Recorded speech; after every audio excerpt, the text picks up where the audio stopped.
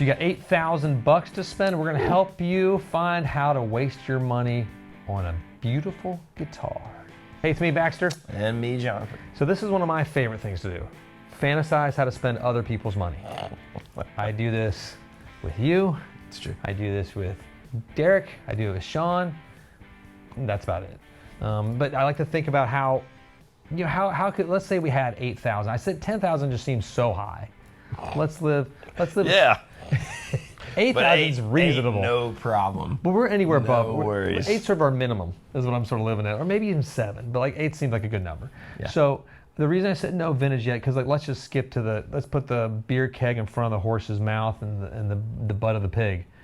Vintage is where you want to spend your money. If you're talking about not losing money, that's maybe your thing. Or investing, yes. And again, we don't encourage people to buy guitars for an investment. We've said that over and over. Buy guitars because you like playing guitars. It's fun and you like collecting them. It's like Pokemon cards, but not nearly as lame. And you might get lucky playing guitar. You might get lucky playing Pokemon, but I've seen, you don't want to get lucky there. Anyway, someone just popped in mind. It's a bad image. No, that's a lot of money. There's a lot of boutique instruments out there. There's also major manufacturers that are all cresting this. So let's just get into them. Let's get into a boutique first that I think you might be kind of, I'm not going to say safe on, but is not a terrible risk. Castadosa guitars, if you can get one, it's not a terrible investment. Now, and people I love his baritones. Absolutely best baritones I've ever played in my life. I've played a bunch at this point now. I've never played one that nice. I've played some as expensive. They don't touch his. Don't even touch it. I think what's cool there, because they're a relatively new company, right? And the thing that makes me feel like the thing that makes me feel safe is sometimes I play these things that are like the new thing, that are fads, and I'm not wowed by them. I'm not wowed by like the build and the actual guitar, right? Yes. Like it's cool, it looks cool, or maybe it has a sound. Yes. But when you hold a Castadosa, you're like, wow, this is sort of a masterpiece. Brief history lesson to Castadosa is by Carlos Lopez and Stephanie. His wife does all the pickups. They are all hand built in Southern California. Yep. He's a former master builder with Fender, was there for a long time, launched off his own company after being a master builder just for a few short years. I think shoe because he loves Adidas. If you want to get in his soft spot of his heart, send him Adidas. He loves them. I think he's size 10.5. Sure. I think that seems right. Maybe I'm upsizing you, Carlos. I'm sorry. But anyway. Why am I getting all these shoes, Baxter? What did you say? Blue Adidas, velvet. Fit at all. But no, but his carved top Mariana. I think I was telling someone the other day. I was like, that's one of the greatest boutique guitars I think out there for an investment point. I love them. Yeah. If we're talking boutique again, I do love. They're harder to find. Also, and you gotta sit between the really special ones. Some of those Echo Parks. Yeah. Because you never know what that crazy man Gabriel is going to do. What he's going to come up with, and he's always getting his fingers in. There's certain ones that just really stand light years and above, and the rarity of the wood is so crazy. And some of these, like what he built out of wood, unbelievable. Pretty wild. But I don't want to spend too much time there. I want to get into the nut and bolts of what people are sort of curious. What about my Fender custom shops, and my Gibson Murphy Labs and Murphy Painteds, and my PRS cores and my private stocks?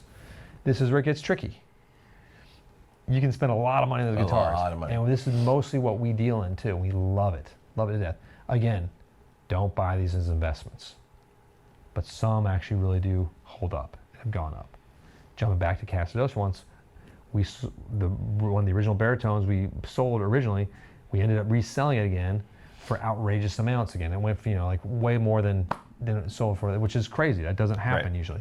But now back into Fender custom shops.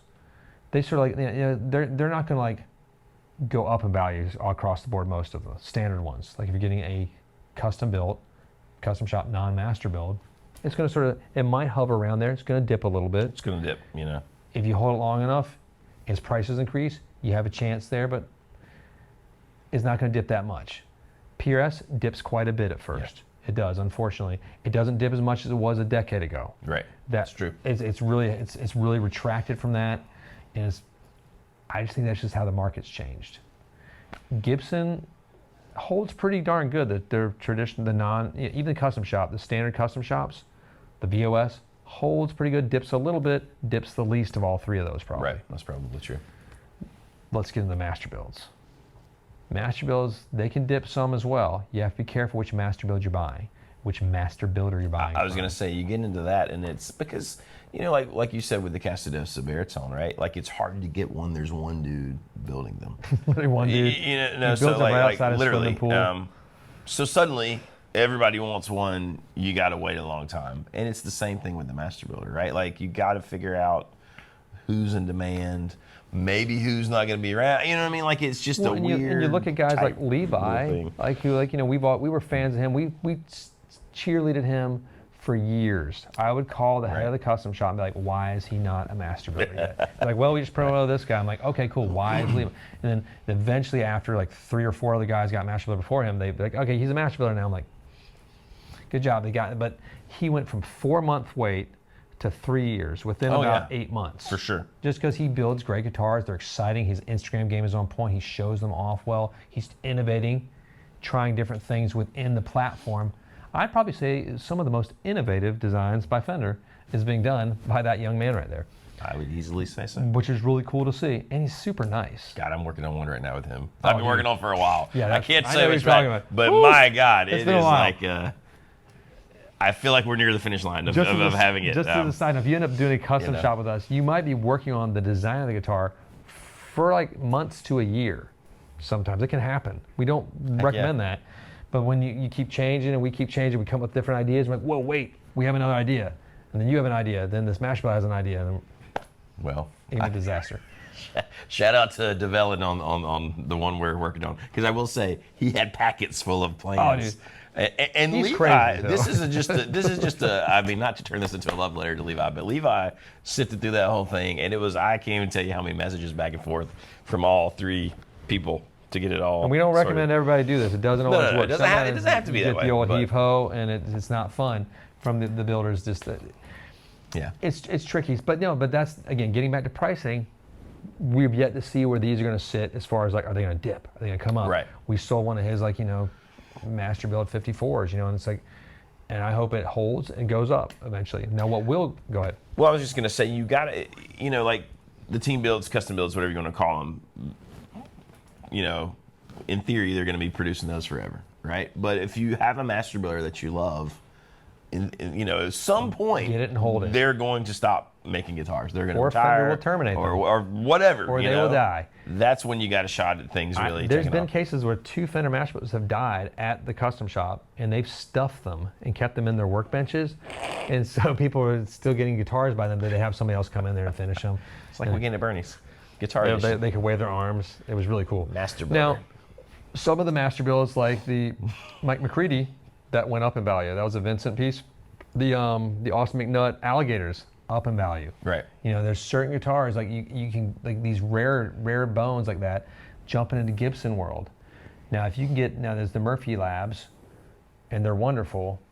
Their values still hold, but they do dip. Okay, so you have to be aware of that, but they're going to come back a little bit, but they're going to dip because there's a lot of 1959 R9s out there. There's thousands of them. That's the most popular SKU. Of course.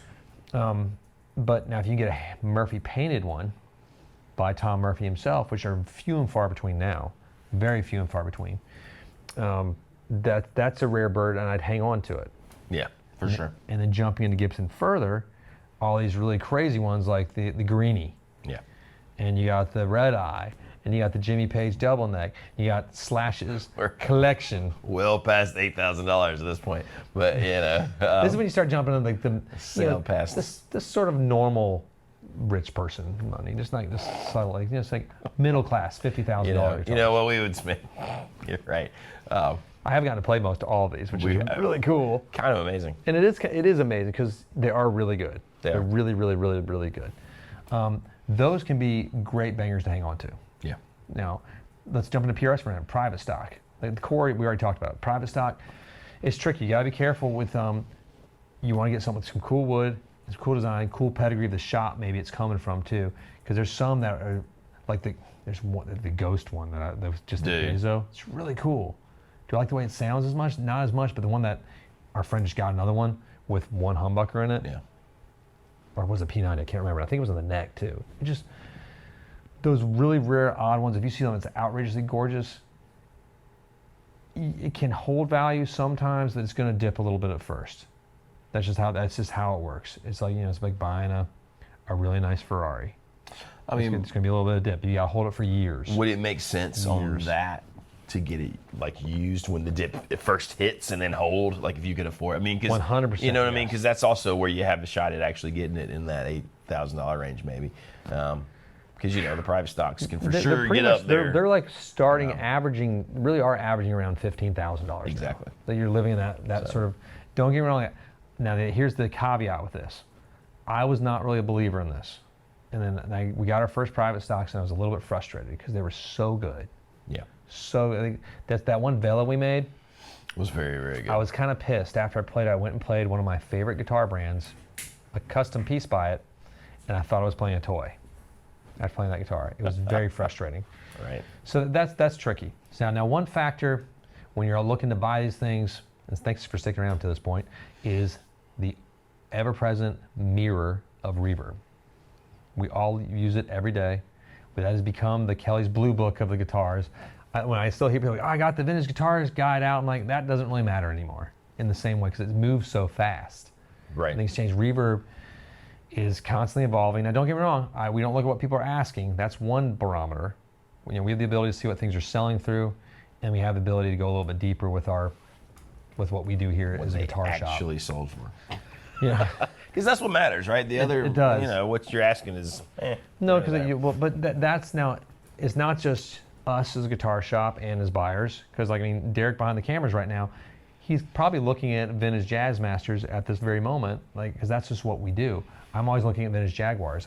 It's just fun. I love or amps. It's a problem, but the manufacturers, they have their monocle finely tuned on that now. I imagine because they know it's the metric and the barometer of where they can sort of, if they can raise prices, if they can lower prices. Yep.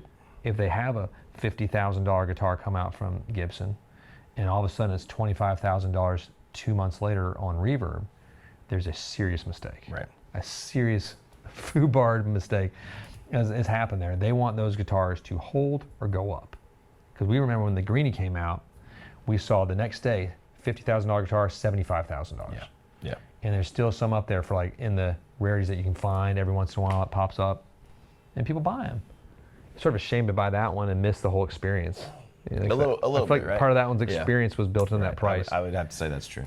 But you buy, some of the other ones though, in those high prices, in that 25s and ups, aren't coming with experiences anymore. Right.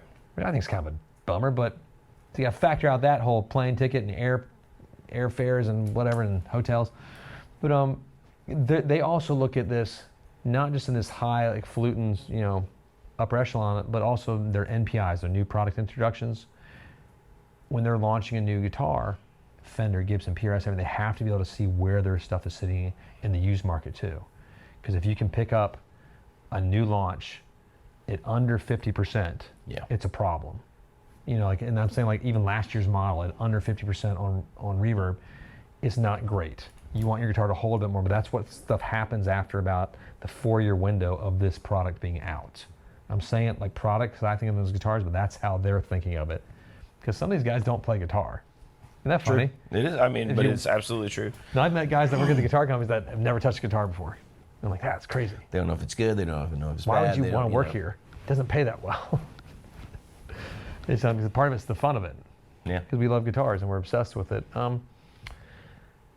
It's fascinating. They have to gauge this as far as their allocation of scheduled release for NPIs, right, and allocation of release of these high-end pieces too. Yeah. Because I think Gibson in particular has sort of been pushing these high-end releases really quickly, and I think they've almost met their maximum output of that. Yeah, I would think they'd have to. Well, I've seen the ones at $25K. They still have some of those. Stall out a little bit. I think there's some red eyes still available at the garage, maybe. Which is kind of a bummer because I thought that was one of the coolest ones. It's one of the best guitars as far as a player. Yeah. But little Jason Isabel doesn't carry the same weight as the Greenie does. Right. With the pedigree of who's that, and and Kirk Hammett, love him or hate him, that's a guitar player that everyone in the metal world. Well, the knows. Greenie's been out there in the public sort of mythos a long time. You know what I mean? I don't know. I mean, and I wonder maybe if they should have pushed the whole Ed King. I think that's a little bit more a push. That I would be like Leonard Skinner. Right. The guitar. Well, it's got to be. I mean, because I think they've sort of done that. It's just got to be the continuity of Ed King to Jason Isbell, right? Well, because you get these like huge names, like the Jerry Garcia. That's obviously a big thing. Like and again, like the Mike McCready from Fender, that was a huge hit. And I think it's funny when people are like, I don't know if that's going to sell. I was like, no, trust me, this one's going to sell. Like the ones that will sell. Like, I mean, eventually, I mean, I want to see Keith Richards, like a Bruce Springsteen,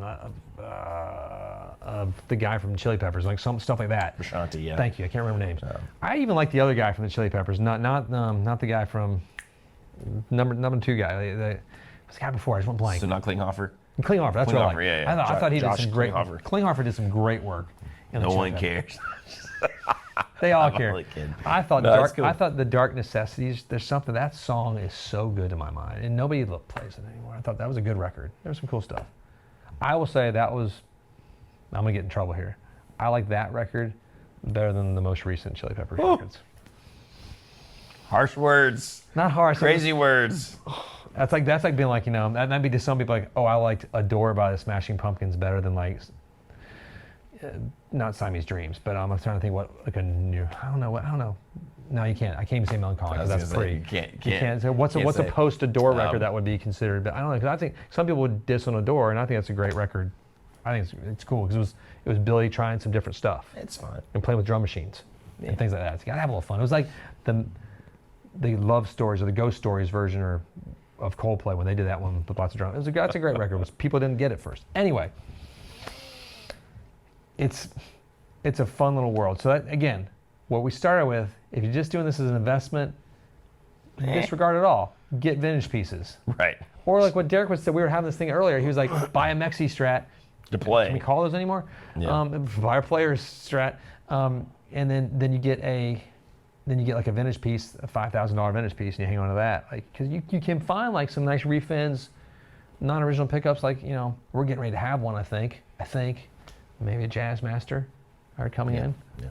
A good one that's had a refin, not original pickups, but it's in great shape. I've seen it. Right. We'll see. So stay tuned if you're interested in that. It's really pretty.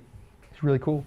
But there's an option to find that stuff out there all over the place. But if you want to spend this and you're looking for something cool, you want a private stock, talk to us about it. We can help you steer in the directions where like you can get the right stuff. If you want a custom shop Masterbuilt, we can steer you there where you're not going to get destroyed. Maybe. Unless you're crazy. But who knows? Like Jonathan's people. That dossiers. If you want a Gibson Murphy Lab, we'll send you somewhere else. We don't carry Gibson right now. Right. But we'll send you to the right place. One day, maybe. One day. I might, by the time you see this video, we might be. Who knows? Who knows? You never know. It could change tomorrow. 2050. We don't know. God bless us. I think that's it. That's all I got. That's it. Click like, subscribe. Hit the bell. Have fun out there in the universe. Play guitar. Buy the guitar you want because you want to play it and love it.